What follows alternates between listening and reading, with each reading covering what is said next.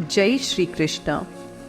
भगवान विष्णु ने धर्म की रक्षा के लिए हर काल में कई जन्म लिए हैं और ये बात श्री कृष्ण ने गीता में भी कही है कि जब भी दुनिया में पाप पड़ेगा या धर्म की हानि होगी तो मैं जन्म लूंगा और पापियों का नाश करूंगा और धर्म की पुण्य स्थापना करूंगा।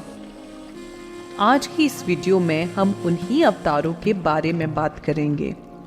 वीडियो शुरू करने से पहले मैं आप सभी लोगों से रिक्वेस्ट करना चाहती हूँ कि आप लोग प्लीज़ मेरी वीडियो पूरा देखा करें और चैनल को ज़रूर सब्सक्राइब किया करें। तो आइए वीडियो शुरू करते हैं। पहला अवतार श्री सनकादि मुनि। धर्म ग्रंथों के अनुसार सृष्टि के आरंभ में ब्रह्मा ने अनेक लोकों की रचना करने की इच्छा से तपस्या की। उनके तप से प्रसन्न होकर भगवान विष्णु ने तप अर्थ वाले सन नाम से युक्त होकर सनक, सनंदन, सनातन और संत कुमार नाम के 4 मुनियों के रूप में अवतार लिया। ये चारों ध्यान में लीन रहने वाले, सिद्धि से युक्त एवं विरक्त थे। ये भगवान विष्णु के सर्वप्रथम अवतार थे। दूसरा वराह अवतार। धर्म ग्रंथों के अनुसार भगवान विष्णु के एक अवतार वराह माने गए हैं। पुरातन समय में जब दैत्य हिरण्यक्ष ने पृथ्वी को समंदर में छुपा दिया था, तब ब्रह्मा की नाक से भगवान विष्णु प्रकट हुए थे। भगवान विष्णु के इस रूप को देखकर सभी देवताओं और ऋषि मुनियों ने उनसे पृथ्वी को ढूंढने का आग्रह किया और तब भगवान वराह ने पृथ्वी को ढूंढना आरंभ किया और समंदर में जाकर अपने दांतों पर रखकर वे पृथ्वी को बाहर लेकर आए थे। जब हिरण्यक्ष दैत्य ने यह देखा तो उसने वराह भगवान को युद्ध के लिए ललकारा। दोनों में भयानक युद्ध हुआ तथा अंत में भगवान वराह ने हिरण्यक्ष का वध कर दिया। तीसरा नारद अवतार। धर्म ग्रंथों के अनुसार देव ऋषि नारद भी भगवान विष्णु का ही अवतार है। नारद मुनि ब्रह्मा के 7 मानस पुत्रों में से एक हैं, जिन्होंने तपस्या करके देव ऋषि पद प्राप्त किया है। शास्त्रों में देव ऋषि नारद को भगवान का मन कहा गया है और गीता में भगवान ने कहा कि देव ऋषियों में मैं नारद हूँ। चौथा नर नारायण। सृष्टि के आरंभ में भगवान विष्णु ने धर्म की स्थापना करने के लिए 2 रूप में अवतार लिया। उनका संपूर्ण वेश तपस्वियों के समान था। धर्म ग्रंथों के अनुसार भगवान विष्णु ने यह अवतार नर नारायण के रूप में लिया था। पांचवा कपिल मुनि। धर्म ग्रंथों के अनुसार भगवान विष्णु का 5वां अवतार कपिल मुनि के रूप में था। कपिल मुनि भागवत धर्म के प्रमुख 12 आचार्यों में से एक थे।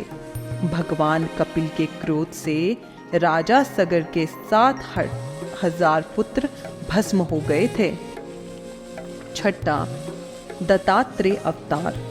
धर्म ग्रंथों के अनुसार एक समय की बात है कि माता लक्ष्मी, माता पार्वती वो माता सरस्वती को अपने पतिव्रता पर अत्यंत गर्व हो गया। भगवान ने उनके अहंकार को नष्ट करने के लिए एक लीला की रचना की और त्रिदेवों ने बारी बारी तीनों देवियों से जाकर कहा कि अनुसुईया के सामने आपका अस्तित्व कुछ भी नहीं है। तभी तीनों माताओं ने अपने अपने स्वामी से अनुसुईया की परीक्षा लेने के लिए कहा।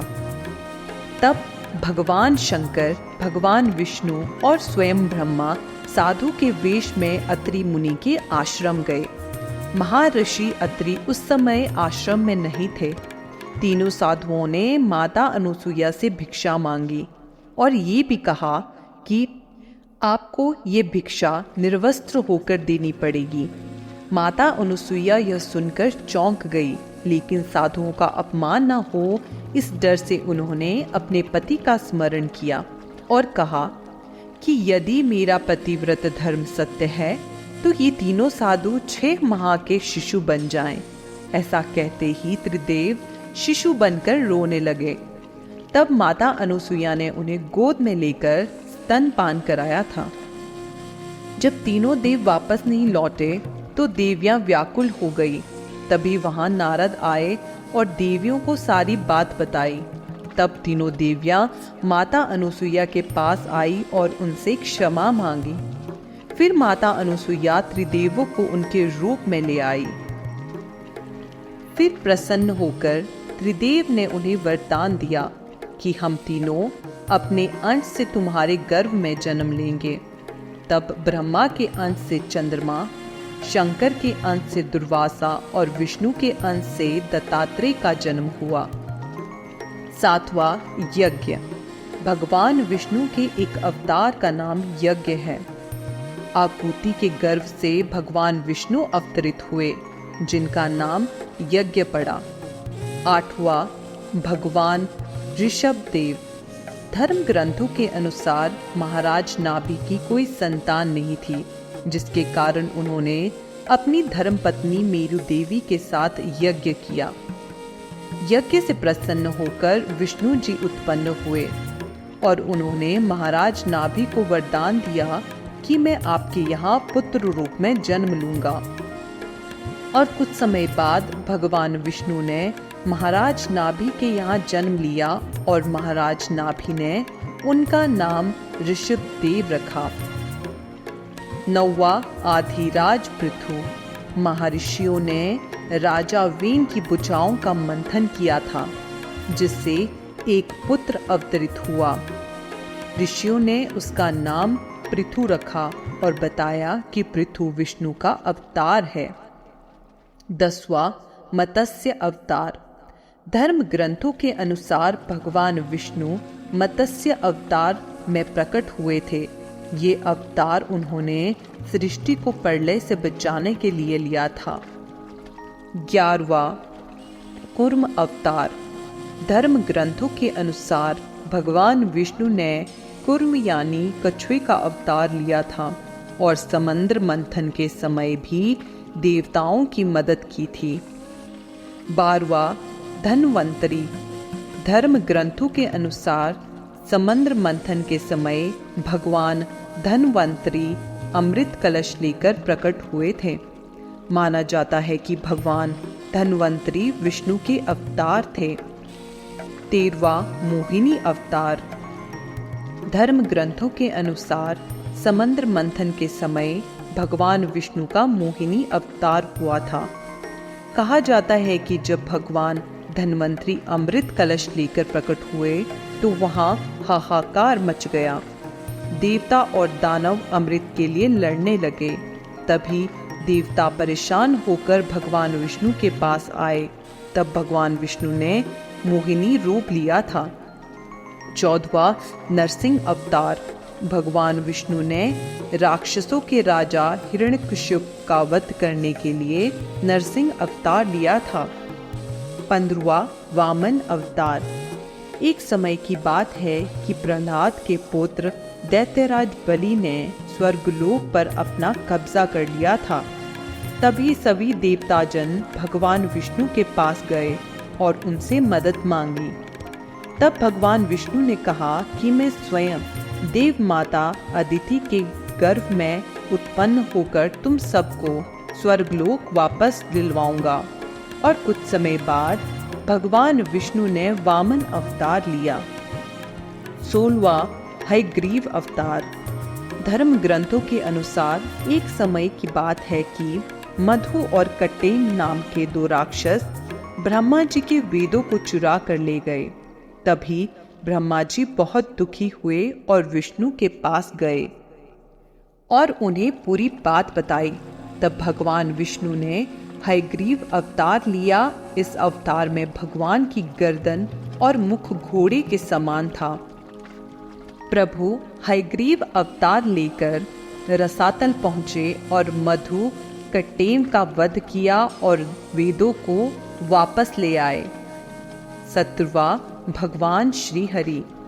माना जाता है कि एक समय में गजेंद्र नाम का एक हाथी था।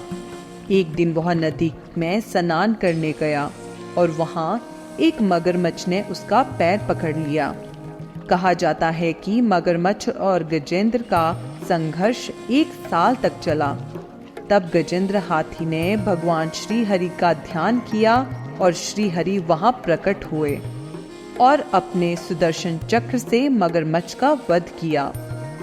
18वां परशुराम अवतार।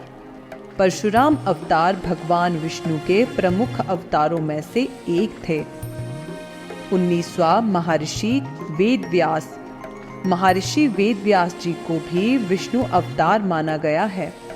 वे महाज्ञानी महर्षि पराशर के पुत्र रूप में प्रकट हुए थे। उन्होंने मनुष्य की आयु और शक्ति को देखते हुए वेदों के विभाग किए थे, इसीलिए उन्हें वेद व्यास कहा जाता है। महाभारत ग्रंथ की रचना भी उन्हीं ने की थी। 20वां हंस अवतार। एक बार मानस पुत्र सनकादि ब्रह्मा जी की सभा में पहुंचे और मोक्ष के बारे में प्रश्न करने लगे। तभी भगवान विष्णु महाहंस के रूप में प्रकट हुए और उन्होंने सनकादि मुनि के संदेह का निवारण किया। 21वां श्री राम अवतार। भगवान विष्णु ने राजा दशरथ के यहाँ माता कौशल्या के गर्भ से पुत्र रूप में जन्म लिया, जिनका नाम श्री राम हुआ। इस अवतार में भगवान ने कई राक्षसों का वध किया।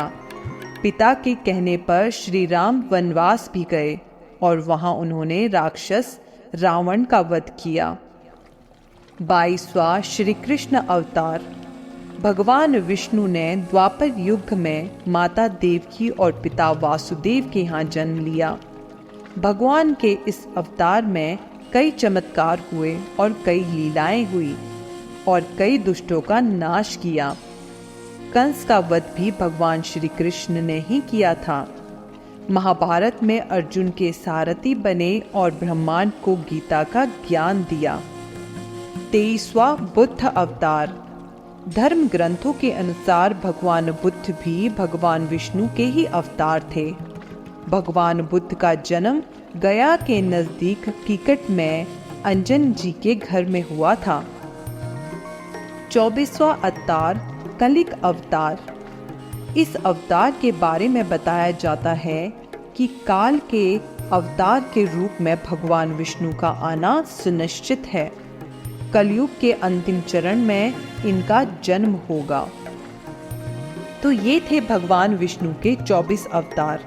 अगर आपको मेरी ये वीडियो अच्छी लगी हो तो वीडियो को लाइक ज़रूर करें, चैनल को सब्सक्राइब करें और अपने फैमिली फ्रेंड के साथ शेयर करें। जय श्री कृष्णा, जय श्री हरि।